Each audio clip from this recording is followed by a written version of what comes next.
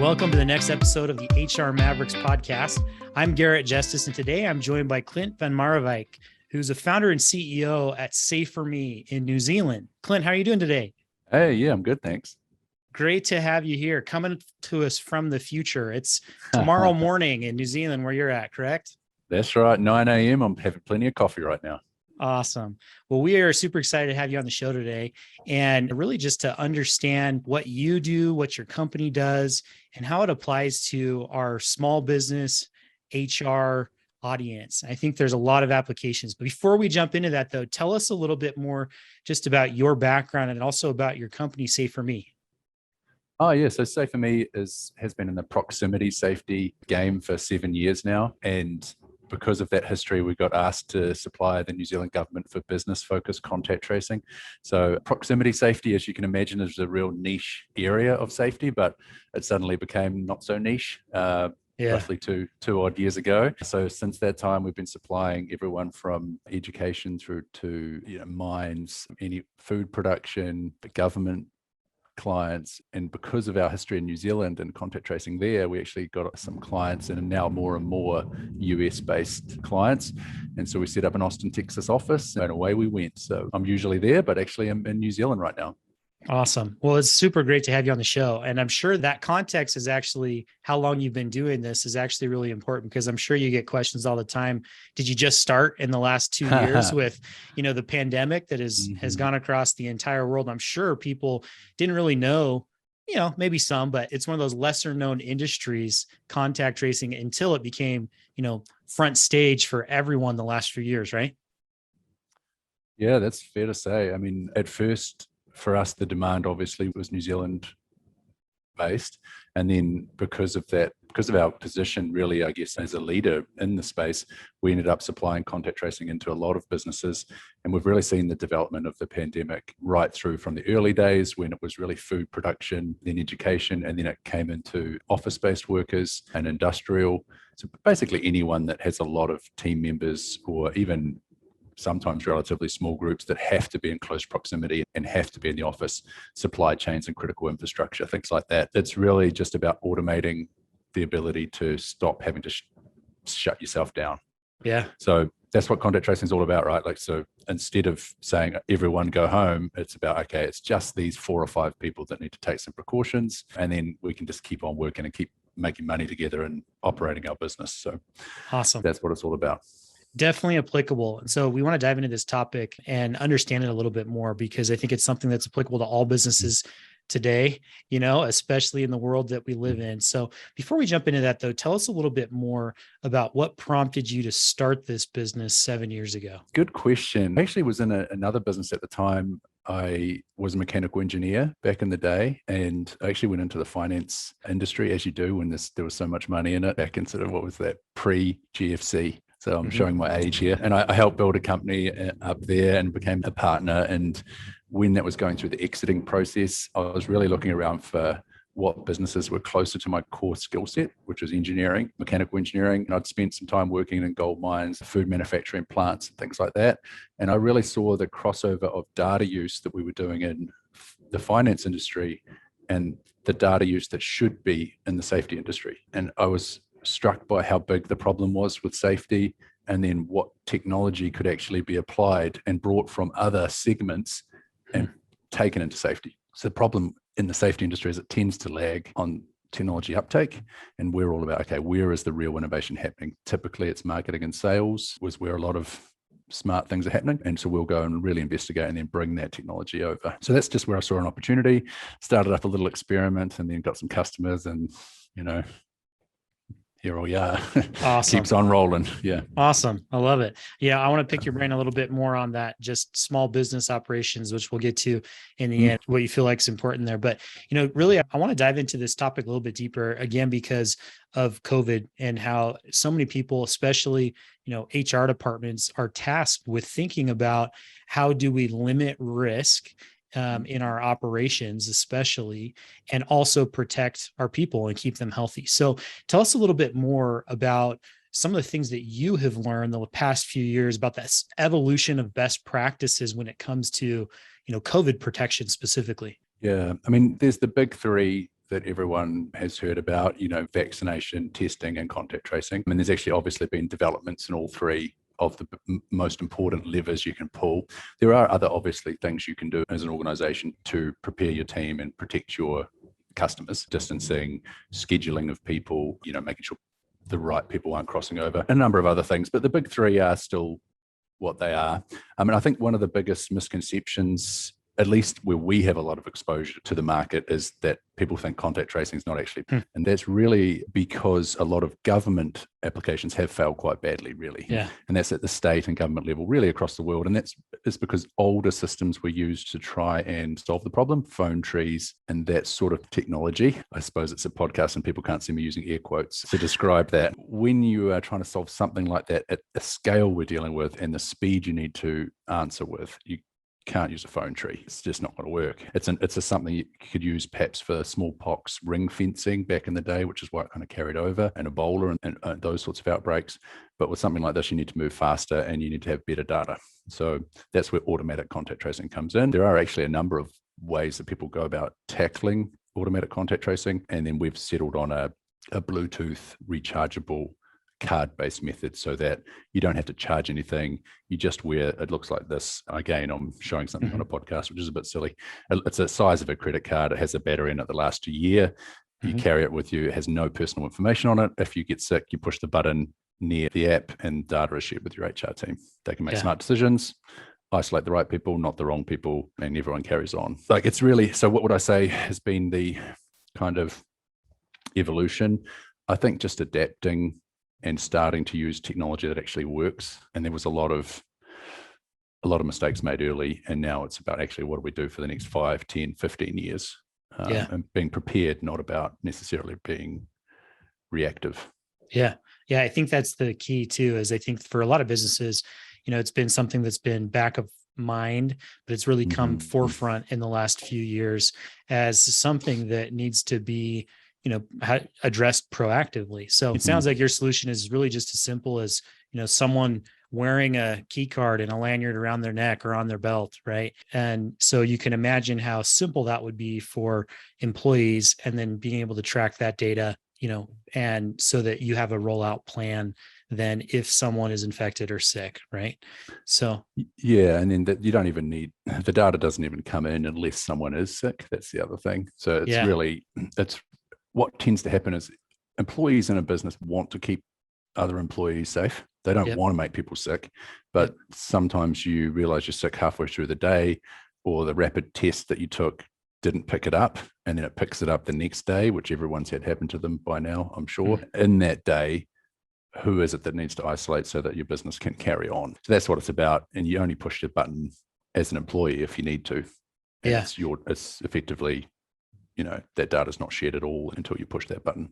Yeah. And that's actually leads into kind of my next question is, I'm curious how, what are the expectations that employees have, especially when it comes to data privacy, and how do you handle that? Because I assume that a lot of people who don't know a lot about the space, right, are hesitant because they're concerned about their own data privacy. But you kind of mentioned something interesting there. That data is not even shared until the employee presses a button there, right?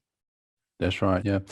Yeah. I mean, there's a number of things around expectations, I think, and there is some mismatch in expectations sometimes between employees and management there. So a couple of topics, I suppose. One is employees do actually expect to be kept safe, and that's often not just because of themselves. They're often thinking about a loved one or someone who might be more at risk than themselves, is usually a generator of their own concern. So that's one thing. They do expect their business to do something, and most businesses try to do something. When it comes to privacy, there is somewhat a mismatch between management and employees. Management typically are more concerned than the employees are. Maybe it's because there is a small percentage of people that naturally make a lot of noise essentially about anything to do with this topic.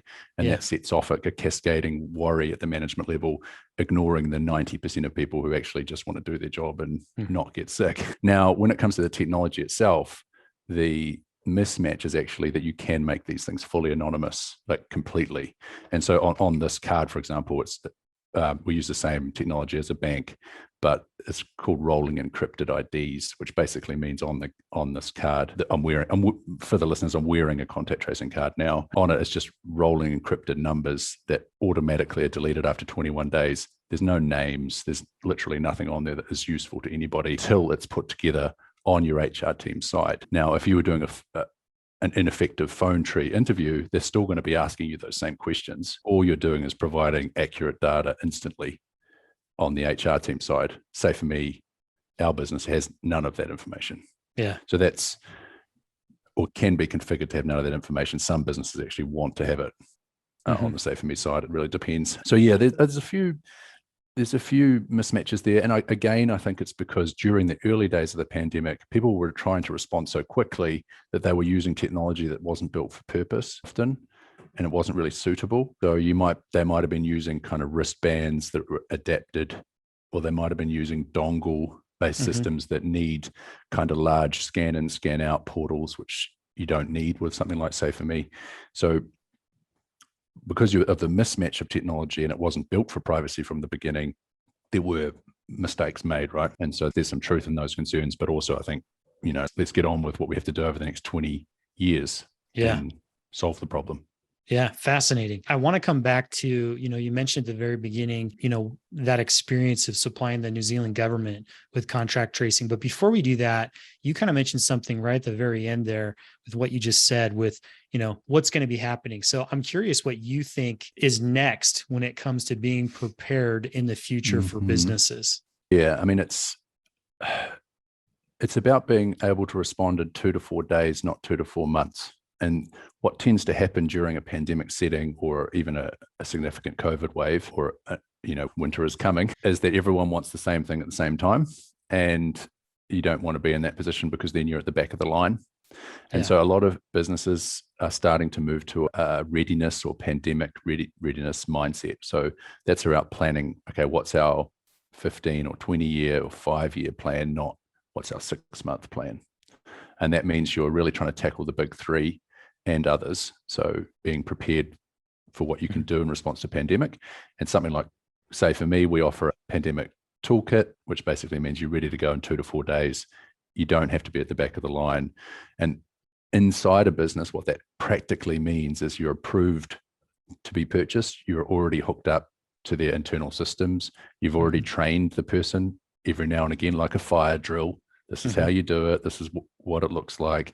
And as soon as they push a button, away they go, instead of, because with a business rollout, what even internal people forget is how long it takes the procurement cycle to work on top of the supply constraints. And if you're waiting 6 months to respond, you don't have a business that's running. Yeah. So that's reality. So it is something that has to be battled and over the next, solved, and it can be solved. So yeah. And it seems like, if I'm understanding it right, one of the changes that you see coming is businesses are taking a more proactive approach to this rather than a reactive. Is that correct? That's a trend, yes. Yeah. And even at the US government level, that's starting to filter through as a trend. So yeah, it makes total sense. I expect that to continue. Yeah. So I want to come back to this example again to just kind of tie some of this up. So tell us what it was like supplying the New Zealand government with contact tracing. How did that come about? What were some of the results of doing that? Yeah. I mean, as I say, we were involved in proximity safety for a long time. We already were an international business in this small niche. And just because of that background, we're asked to supply the New Zealand government for business use. I've actually never seen a government move so fast. It's, before or since. And I was quite impressed at the time, and still am, with how quickly and actually effectively they did move. Supply was interesting because we were obviously gearing up to supply, thousands and thousands of companies and hundreds of thousands of people below that as employees. And it's all about having the technology ready to go. So at the first, we developed a tracing app, and with several iterations of that. The whole team was obviously working nights and burning the midnight oil to make it happen, and then moved to actually supplying a hardware app combo after that. So now we have both. So yeah, it's been a hell of a ride, really, technology-wise. And now it's about actually just awareness and making people and business owners aware that, okay, there is something that can be done, and it works. And how are we going to be prepared for the future? Yeah, excellent. That makes total sense. So I want to bring this back because again, like most of our audience on this podcast are small business owners or those solo HR people in small businesses. So what would your recommendations be for those listening, that audience, when it comes to keeping employees healthy at work? What are the things that you would recommend that they take away from our short conversation today and go and think about or do in their own businesses to help be more proactive instead of reactive, like we talked about? Yeah, I mean, interesting open-ended question there. I actually think a lot of it is how you communicate. Like a lot of things in life, it's how you communicate to your people, and especially around preparing for a virus and around COVID, especially, I think honesty and being upfront about your approach is quite important. There have been some mistakes made at the government level, really, around not necessarily being willing to say, hey, look, we don't know yet, but we are doing the best we can. We'll tell you as soon as we do know. And the inability to just tell the truth like that has eroded a little trust. And actually businesses can do a better job and have honest conversations around, okay, this is our plan for if it gets worse. This is what we're going to do. At the moment, we don't think it's as bad as what it could be, but so that means we know we're not having the same sort of restrictions. So having sort of honest conversations ahead of time and being willing to say, look, we're preparing for that, but we don't know if it's going to happen. So I think there's some, for small businesses especially, having a direct and honest conversation with employees and your people is number one. I love it. Excellent recommendation. So Clint, this has been an awesome conversation, and I really appreciate you taking the time to share just a little bit more about your business and what you're doing and how it applies to our audience here. As we get ready to wrap up here, one question that I really like to ask all of our guests on the show is, what's one thing that you think our listeners should do this week to improve their HR or people functions? And as you're thinking about that, I'll preface it just by saying too, it doesn't necessarily have to relate to our topic. I know you are a small business owner, right? So there's a lot of applications that might come from that. What do you do that you'd recommend our listeners do this week to just create a stronger, better workforce and take care of their people? Yeah, it's a really opening. I wonder if you stump anyone with that one. I think the thing that I've found really useful, especially when we were small, even smaller than today, is to actually schedule a regular catch up with pretty much everyone in the company. So when I say regular, quarterly or 6 monthly, and me as the CEO, I don't necessarily get to talk to someone about, how are they, what's going on at home, figure out if they're under any particular stress. But then also ask kind of in there direct questions around, okay, do you think you're being well managed? Are there other things you would like to do in the company? And having a feel for what's really going on. It can be that when you've got your 20 or 30 people and you're coming and you're building your business, you forget to do that. And then I think your team turnover goes up because of that. And I've found trying to hold on to that regular cadence of a catch up actually keeps the team together.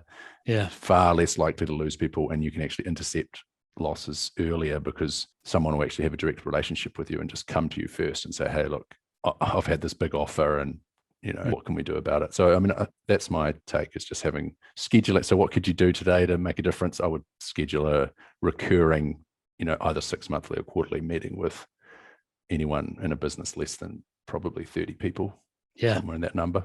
I love it. I think that's a great suggestion. It's something that gets lost in the day-to-day, busyness of when you're grinding work and selling and doing everything else. But man, it really, when it comes down to it, business is really about trust and relationships, right? The people you work with. And so when you can strengthen that, man, it goes so far. So awesome. Well, Clint, if there are listeners that want to get in contact with you, either to learn more about your company, SaferMe, or to ask you questions on this topic, what's the best way for them to do that? Just go to our website, safer.me. There'll be a big button there that says book a meeting, and book one, and we'll see you there. Awesome. Well, Clint, thank you again so much for taking the time to be with us today. Hope you have a great rest of the day. Yeah, it's been a pleasure.